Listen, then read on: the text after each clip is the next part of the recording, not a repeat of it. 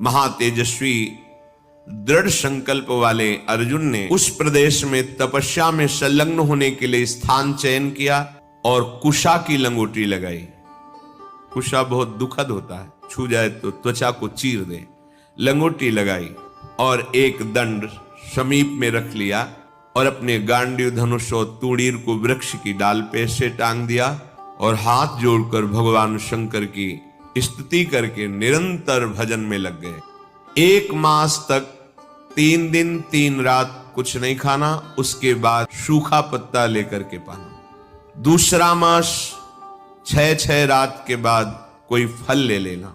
तीसरा महीना 15 दिन 15 रात व्यतीत होने के बाद एक बार कुछ फल ले लेना। चौथे महीने में केवल जल पीकर रहना, फिर जल भी छोड़कर केवल वायु श्वास बस। निरंतर महादेव जी के चिंतन में निमग्न, दोनों भुजाएं उठाए हुए, कोई सहारा नहीं, पैर के अंगूठे के अग्रभाग पर खड़े होकर के भगवान शिव के मंत्र का जप करते हुए आकाश की तरफ दृष्टि रखे हुए एकाग्र चित्त से उपासना कर रहे हैं। तदनंतर अर्जुन की भयंकर तपस्या को देख करके वहां रहने वाले जितने ब्रह्म ऋषि थे सब भगवान पिनाक पाणी महादेव जी के समीप गए और महादेव जी को प्रणाम करके कहा, देवाधिदेव, अर्जुन आपके लिए महान तपस्या से युक्त होकर के उपासना कर रहे हैं। हिमालय के पृष्ठभाग में स्थित होकर ऐसी उग्र तपस्या कर रहे हैं कि यदि आपने उनको सांत्वना न दी जो वो चाहते हैं, तो दिशाओं में आग पैदा हो जाएगी उनके तप से। हे देव देवेश्वर, हम लोग कुछ समझ नहीं पा रहे कि उनको कैसे शांत करें। वे अपनी तपस्या का संताप प्रकट कर रहे हैं। हम महर्षि जन चिंतित हैं कि यदि वो ऐसी तपस्या में रहे तो आग पैदा हो जाएगी। जैसे ध्रुव जी ने अपनी प्राणवायु बंद कर ली तो त्रिभुवन की प्राणवायु बंद हो गई, तत्काल भगवान को आना पड़ा।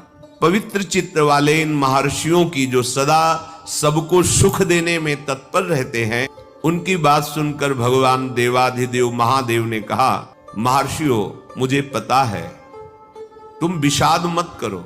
अर्जुन की तपस्या किसी को कष्ट देने के लिए नहीं है। अर्जुन के मन में जो संकल्प है वो मैं जान रहा हूं। वो किसी लोकांतर के भोग की इच्छा से तपस्या नहीं कर रहे हैं। उन्हें जो पाना है वो मैं प्रदान करूंगा। तुम सब शांत चित्त होकर अपने अपने भजन में लगो जाकर। भगवान शंकर का ये वचन सुनकर जितने ब्रह्मर्षि आए हुए थे सब प्रणाम करके अपनी अपनी कुटिया को गए।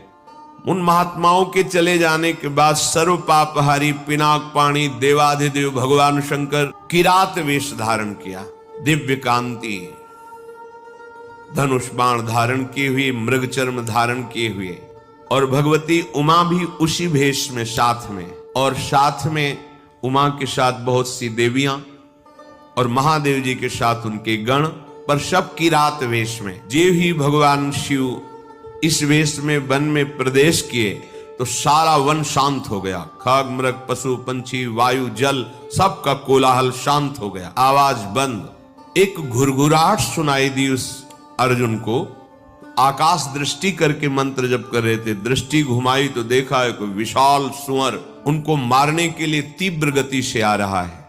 तत्काल अर्जुन ने अपने गांडीव धनुष को उठाया और प्रत्यंचा चढ़ाकर टंकार की, जिसकी ध्वनि उस शांत वन में गूंज गई। अर्जुन ने कहा, ऐ शुकर, मैं तपस्या में लगा हूं, किसी को कष्ट नहीं दे रहा हूं, फिर भी मुझे मारना पड़ेगा, क्योंकि तो बिना अपराध के मुझे मारने के लिए आ रहा है। सुदृढ़ धनुष वाले अर्जुन को प्रहार के लिए उद्यत देखकर किरात रूपधारी भगवान शिव ने सहसा रोका। ऐ वीर, इस शूकर को मैंने पहले शिकार रूप में निश्चित कर लिया है, तुम अपना बाण मत चला देना। परंतु अर्जुन ने किरात के वचन की अवहेलना करके तत्काल भयंकर बाण के द्वारा उस शूकर को बेध दिया। जैसे अर्जुन का बाण वैसे ही किरात वेशधारी भगवान शिव का बाण भी उसी जगह लगा। दोनों के छोड़े हुए बाण से सुवर्ण रूप त्याग करके मूक दानों विशाल पर्वत की तरह वो अपने असली स्वरूप में आकर प्राण त्याग कर गिर